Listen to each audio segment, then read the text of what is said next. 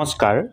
নতুনকৈ নিযুক্তিপ্ৰাপ্ত SSA contractual আৰু state পুল শিক্ষকসকলৰ বাবে নতুন নিৰ্দেশনা আহিছে। তেওঁলোকে এতিয়া আকৌ নতুনকৈ ডকুমেণ্টছ ভেৰিফিকেশ্যন কৰিব লাগিব। তাৰ পিছতহে তেওঁলোকে তেওঁলোকৰ নিৰ্দিষ্ট বিদ্যালয়ত যোগদান কৰিব পাৰিব। ভিডিঅ'টোৰ জৰিয়তে আটাইখিনি কথা ক'বৰ কাৰণে চেষ্টা কৰিম।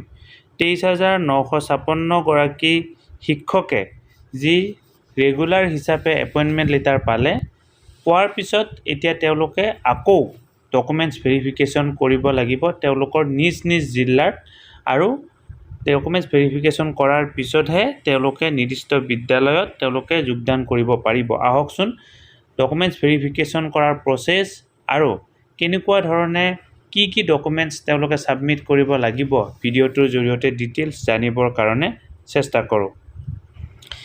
SOP অৰ্থাৎ ষ্টেণ্ডাৰ্ড অপাৰেটিং প্ৰচিডিঅ'ৰ এখন প্ৰকাশ পাইছে, আৰু সেইখন মতে লোৱাৰ প্ৰাইমাৰী আৰু আপাৰ প্ৰাইমাৰী বিদ্যালয়ত যোগদান কৰিবলৈ যোৱা ছাৰ বাইদেউসকলে এক বিশেষ ভেৰিফিকেশ্যনৰ প্ৰচেছ কমপ্লিট কৰিব লাগিব। তাৰ কাৰণে নিৰ্দিষ্ট জিলাখনৰ DC মহাশয়ক নিৰ্দেশনা দিয়া হৈছে। তেওঁ এখন বিশেষ কমিটি কৰিব, আৰু কমিটি কৰাৰ পিছত সেই নিৰ্দিষ্ট কমিটিখনে ডকুমেণ্টছ ভেৰিফিকেশ্যন কৰিব 3, 4 আৰু 5 তাৰিখৰ ভিতৰত, আৰু 3, 4, 5 তাৰিখৰ ভিতৰত কৰা এই প্ৰতিবেদনখন তেওঁলোকে কি কৰিব, ছাবমিট কৰাৰ পিছত ডিষ্ট্ৰিক্টত সেই এপ্ৰুভ যিসকল শিক্ষক শিক্ষয়িত্ৰীক এপ্ৰুভ বুলি বিবেচনা কৰা হ'ব। ডকুমেণ্টছ ভেৰিফিকেশ্যন কৰাৰ পিছত তেওঁলোকৰ ডকুমেণ্টছ শুদ্ধ বুলি ভেৰিফিকেশ্যন কৰা হ'ব, তেওঁলোককহে জইন কৰিবৰ কাৰণে নিৰ্দেশনা দিয়া হ'ব। এতিয়া চাওক, ইয়াতে কিছুমান বিশেষ কথা উল্লেখ কৰি দিয়া হৈছে, আৰু সেই কথাখিনি ফুলফিল কৰিব লাগিব। ইয়াতে কি কৰা হৈছে চাওক আপোনালোকে। 1 নম্বৰ পইণ্টটোত কোৱা হৈছে যে কি ডিষ্ট্ৰিক্ট কমিশ্যনাৰজনে এই ভেৰিফিকেশ্যন প্ৰচেছটোৰ কাৰণে যিখিনি কাম কৰিব লাগে, যিখিনি এৰেঞ্জমেণ্ট কৰিব লাগে, এৰেঞ্জমেণ্টখিনি তেখেতে সুন্দৰকৈ কৰি দিব। 2 নম্বৰ পইণ্টটোত কৈছে এজন ডিষ্ট্ৰিক্ট মেজিষ্ট্ৰেট তেওঁ ইয়াৰ কাৰণে নমিনেট কৰিব, যিজনে নেকি সম্পূৰ্ণ প্ৰচেছটো চোৱা চিতা কৰিব। অৰ্থাৎ বিষয়টো অত্যন্ত গুৰুত্বপূৰ্ণ। ইয়াৰ বাবে এজন ডিষ্ট্ৰিক্ট মেজিষ্ট্ৰেট তেওঁ নমিনেট কৰিব, আৰু ডিষ্ট্ৰিক্ট মেজিষ্ট্ৰেটজনে গোটেই ব্যৱস্থাটো, এই ভেৰিফিকেশ্যনৰ ব্যৱস্থাটো মনিটৰ কৰিব। তাৰপিছত concerned inspector of school, district elementary education officer and block elementary education officer will extend all the required assistance to the district administration. আৰু এই যে ভেৰিফিকেশ্যন কৰিব লাগিব, ভেৰিফিকেশ্যন কৰিব লগাৰ কাৰণে যিখিনি যাৱতীয় ভেৰিফিকেশ্যনৰ কাৰণে প্ৰয়োজনীয় কথা থাকিব, সেইখিনি ডিষ্ট্ৰিক্ট এলিমেণ্টাৰী এডুকেশ্যন অফিচাৰ বা ব্লক এলিমেণ্টাৰী এডুকেশ্যন অফিচাৰসকলে সহায় সহযোগ কৰিব।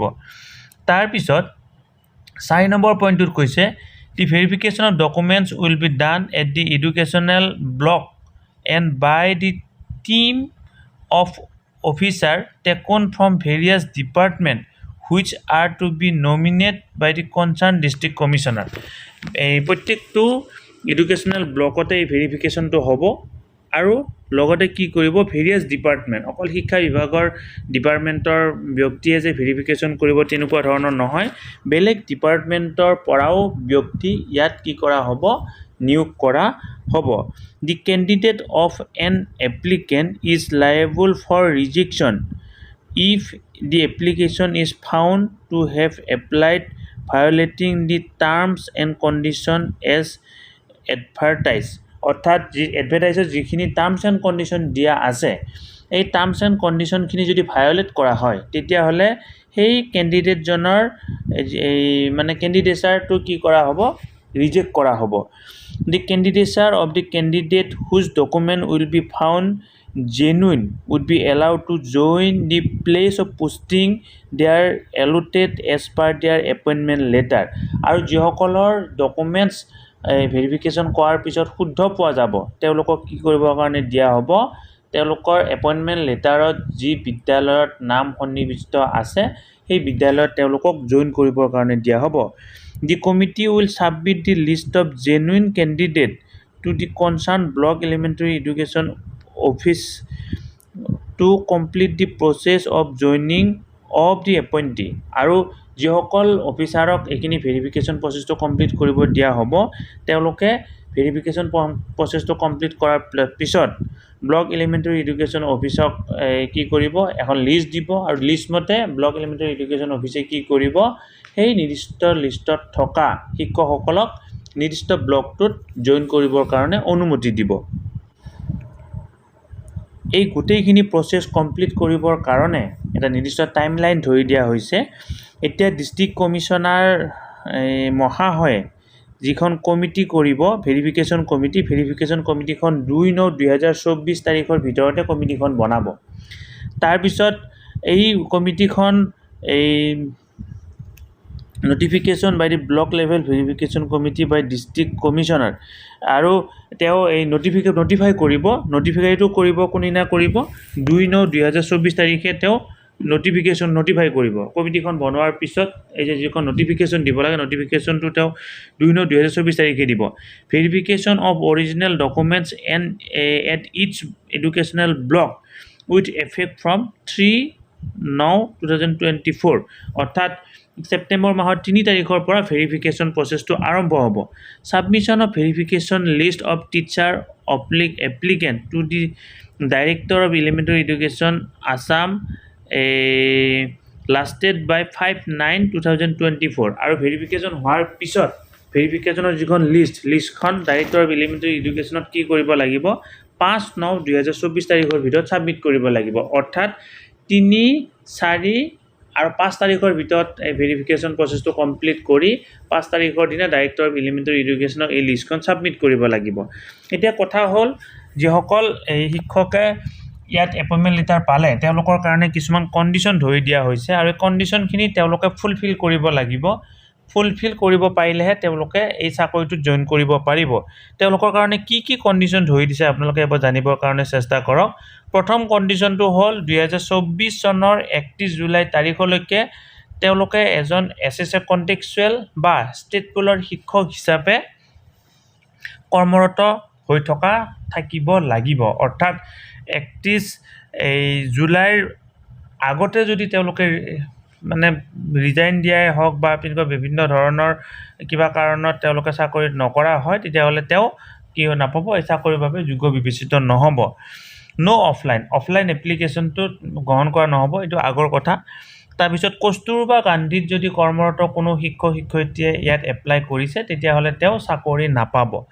তাৰপিছত EGS যিবিলাক আপগ্ৰেড EGS চেণ্টাৰ আছিল সেইবিলাক LP স্কুললৈকে আপগ্ৰেড হৈছে আৰু তাৰ যদি কোনোবা শিক্ষকে আৰপি মতে দৰমহা পাই থকা নাই তেতিয়াহ'লে সেই কথাটো কি কৰিবৰ কাৰণে দিয়া হৈছে ডাইৰেক্টৰ অফ এলিমেণ্টাৰী এডুকেশ্যনৰ দৃষ্টিগোচৰ কৰিবৰ কাৰণে কোৱা হৈছে। অৰ্থাৎ যদি এনেকুৱা কোনো EGS চেণ্টাৰ আছে EGS চেণ্টাৰৰ পৰা যদি LP স্কুললৈকে আপগ্ৰেড কৰা হৈছে EGS চেণ্টাৰখন আৰু তাৰ কোনোবা এজন শিক্ষকে যদি আৰপি মতে দৰমহা পাই থকা নাই তেতিয়াহ'লে সেই কথাটো কি কৰিবৰ কাৰণে কোৱা হৈছে ডাইৰেক্টৰ অফ এলিমেণ্টাৰী এডুকেশ্যনক দৃষ্টিগোচৰ কৰিবৰ কাৰণে কোৱা হৈছে।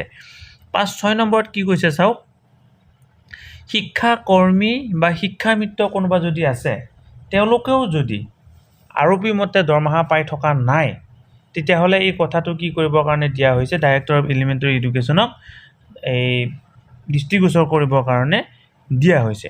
তাৰপিছত 7 নম্বৰত কোৱা হৈছে কি ডকুমেণ্ট চেক কৰা হ'ব। অৰিজিনেল এপইণ্টমেণ্ট লেটাৰখন যিখন অৰিজিনেল এপইণ্টমেণ্ট লেটাৰ আছিল সেইখন চেক কৰা হ'ব। ট্ৰেন্সফাৰ অৰ্ডাৰ যদি কিবা আছে সেইখন চেক কৰা হ'ব। ৰেচনেলাইজেশ্যনৰ যদি কিবা অৰ্ডাৰ আছে সেই চেক কৰা হ'ব। এটাচমেণ্ট অৰ্ডাৰ যদি ইছ্যু কৰা হৈছে কিছুমান যদি এটাচমেণ্টত থকা অৰ্ডাৰ আছে সেই অৰ্ডাৰবিলাক যদি আছে সেয়া চেক কৰা হ'ব। তাৰপিছত অৰিজিনেল চাৰ্টিফিকেট অফ DLEDৰ অৰিজিনেল চাৰ্টিফিকেট চেক কৰা হ'ব। লোৱাৰ প্ৰাইমাৰী স্কুলৰ টিচাৰৰ কাৰণে DLED চেক কৰা হ'ব আৰু BEd or DLED আৰু আপাৰ প্ৰাইমাৰী বিদ্যালয়ৰ শিক্ষকৰ কাৰণে BEd বা DLED দুটা হ'লে হ'ব, কিন্তু লোৱাৰ প্ৰাইমাৰীৰ কাৰণে অকল DLEDহে লাগিব। ইয়াত এটা কথা লিখি দিয়া হৈছে BEd qualification is not applicable for লোৱাৰ প্ৰাইমাৰীৰ কাৰণে BEd এপ্লিকেবল নহ'ব। কাষ্ট চাৰ্টিফিকেট ভেৰিফিকেশ্যন কৰা হ'ব আৰু লগতে PWD যদি চাৰ্টিফিকেট আছে তেতিয়াহ'লে কি কৰা হ'ব সেই চাৰ্টিফিকেট চেক কৰা হ'ব গতিকে এইখিনি ডকুমেণ্ট চেক কৰা হ'ব গতিকে ছাৰ বাইদেউসকল ভিডিঅ'টো যদি এইখিনি কথা জনালোঁ আপোনালোকে লগৰ শিক্ষক বন্ধু বান্ধৱীসকললৈকে ভিডিঅ'টো ফৰৱাৰ্ড কৰক যাতে তেওঁলোকে ভেৰিফিকেশ্যনলৈকে যাওঁতে এই ডকুমেণ্টছখিনি লৈ যাব পাৰে আৰু প্ৰচেছটো ভালদৰে গম পাই যাব পাৰে ধন্যবাদ শ্ৰদ্ধা ছাৰ বাইদেউসকল নলিনীকান্ত ডেকা নামৰ ইউটিউব চেনেলটো হৈছে এটি শিক্ষামূলক ইউটিউব চেনেল এই চেনেলটোৰ জৰিয়তে আমি শিক্ষক ছাত্ৰ ছাত্ৰী অভিভাৱক আৰু বিদ্যালয়ৰ কাৰণে উপযোগী কিছু ভিডিঅ' প্ৰস্তুত কৰিবৰ কাৰণে চেষ্টা কৰোঁ আপুনি যদি আজি পোনপ্ৰথমবাৰৰ কাৰণে এই চেনেলটো চাইছে অনুগ্ৰহ কৰি চেনেলটো ছাবস্ক্ৰাইব কৰিব আৰু অল নটিফিকেশ্যন প্ৰেছ কৰি থ'ব